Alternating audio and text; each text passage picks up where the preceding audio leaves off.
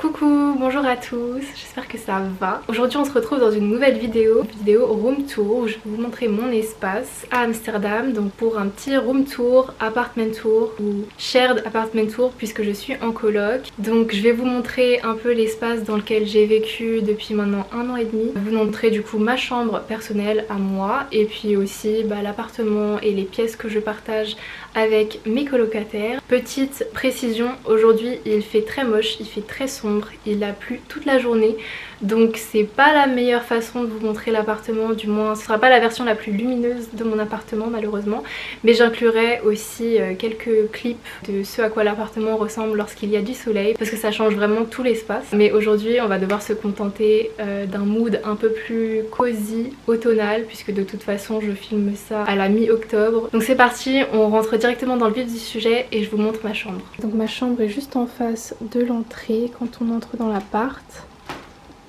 On arrive direct en face avec mon portant et ma montagne de vêtements et tous mes sacs ici. Si on se tourne de ce côté là, du coup on a mon petit coin beauté où du coup je me prépare. Donc j'ai un grand miroir comme ça, le même que j'avais avant dans mon ancien appartement, sauf que cette fois-ci je l'ai fixé au mur. Donc j'ai mon petit coussin par terre et ensuite ces petites boîtes. Je me rappelle plus où je les avais prises, mais maintenant vous pouvez en trouver un peu partout, ce genre de boîtes qui sont trop mignonnes. Donc j'en ai une un peu vert pastel et une jaune bébé, donc c'est trop cute. J'ai tous mes petits bijoux, du coup mes bagues, mes colliers, etc.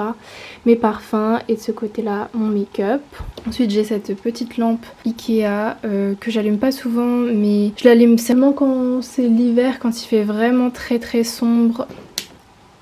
Donc voilà, mais sinon je l'allume quasiment jamais. Je préfère beaucoup plus des petites lumières subtiles comme mes petites guirlandes que j'ai pu mettre là, parce que je préfère une ambiance un peu plus tamisée en général. Et du coup la pièce centrale de la chambre c'est le lit, parce qu'il est vraiment immense, mais moi j'adore les grands lits, qui est vraiment trop confortable. Je l'ai récupéré en fait à la fille qui m'a laissé la chambre juste avant. C'est un lit basique Ikea et il est vraiment super pratique parce que du coup il y a des rangements en dessous. Les tiroirs sont vraiment grands aussi, il y a beaucoup de place dedans, donc c'est trop pratique. Et normalement il y en a 2 autres des 2 côtés, mais moi j'aime bien avoir mon lit dans un coin. Du coup j'ai pas accès forcément aux 2 autres tiroirs, mais ça me dérange pas trop. Donc j'ai installé de petites guirlandes comme ça tout le tour. C'est quelque chose que je fais tout le temps parce que je trouve que ça donne vraiment un côté super cosy et mignon à ma chambre. Donc ensuite on a cette petite partie qui est ma table de nuit où je range mes livres, mes affaires de photos, ensuite mes carnets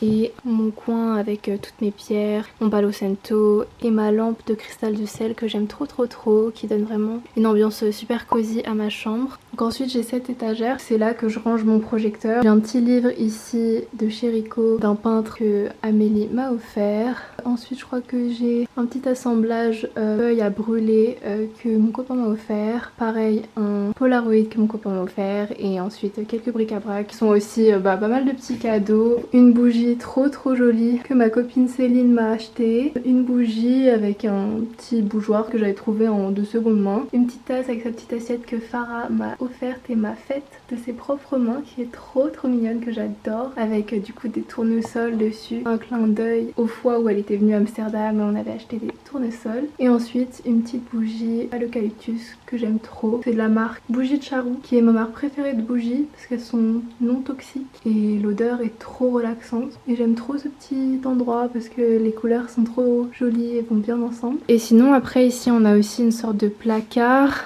mais c'est pas forcément du rangement, c'est là où il y a la chaudière. Mais c'est vrai que moi je range des trucs dont j'ai pas besoin tout le temps, comme des boîtes ou des vêtements vintage que je dois vendre, etc. Donc voilà un peu l'overview de ma chambre.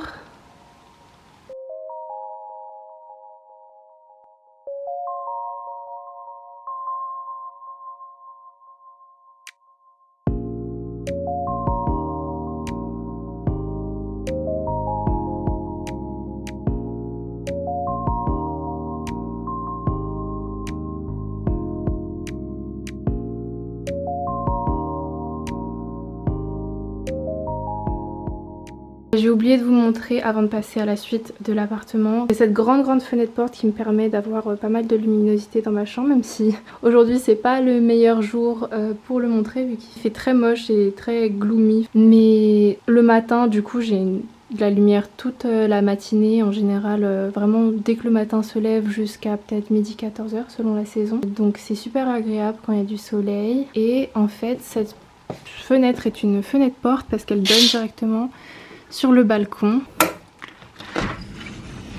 Merde, les voisins, j'ai pas envie qu'ils me voient. J'attends toujours qu'il ait fini sa cigarette. Je crois qu'il ça y est, il rentre. Ok. J'allais vous montrer le balcon, mais c'est juste en face d'autres balcons de mes voisins et ça aurait été trop gênant. Donc on va reprendre la vidéo. Donc comme je disais, ça donne directement sur le balcon. Et c'est un peu comme une extension de ma chambre. En été, c'est trop bien. Et voilà, on a une sorte de petit sofa improvisé qui est trop mime. D'ailleurs là il est trempé parce qu'il a plu. Mais on a du coup des plantes qui sont toutes complètement séchées par le soleil cet été. Et voilà la vue du balcon qui est très mignonne. La vue de mon balcon lorsqu'il pleut toute la journée.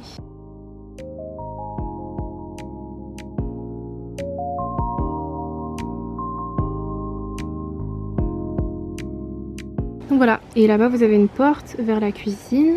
Je vais vous montrer du coup, vous voyez comme il fait sombre. Du coup je vais vous montrer le reste de l'appart. Donc comme dit tout à l'heure, ça c'est la porte d'entrée qui est juste en face de ma chambre. Ici du coup à ma droite on a la cuisine. On a ici un placard où on range pas mal de choses comme l'aspirateur, la serpillière, etc.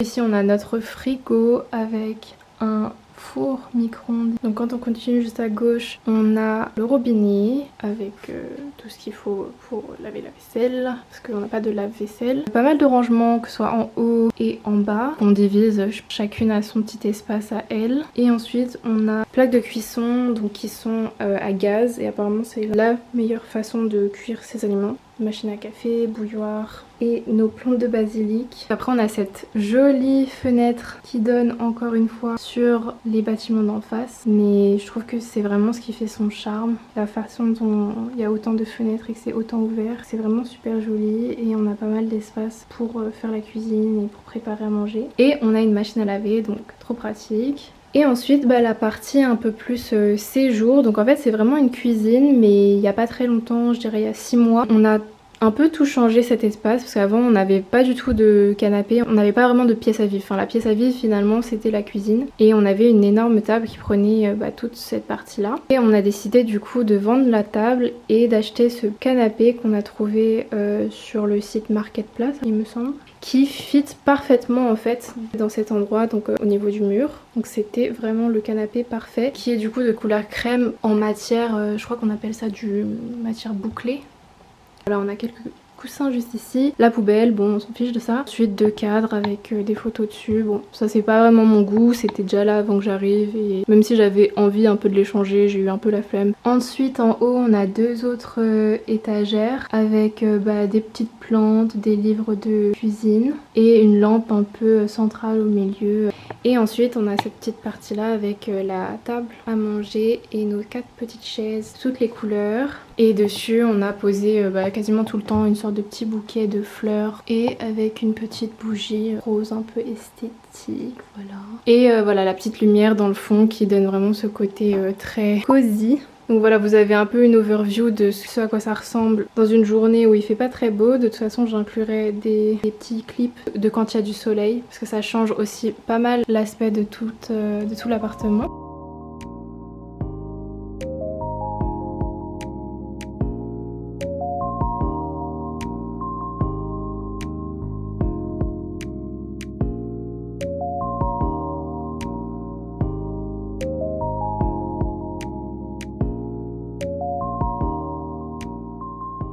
Et donc si on se retourne, on a un grand couloir comme ceci.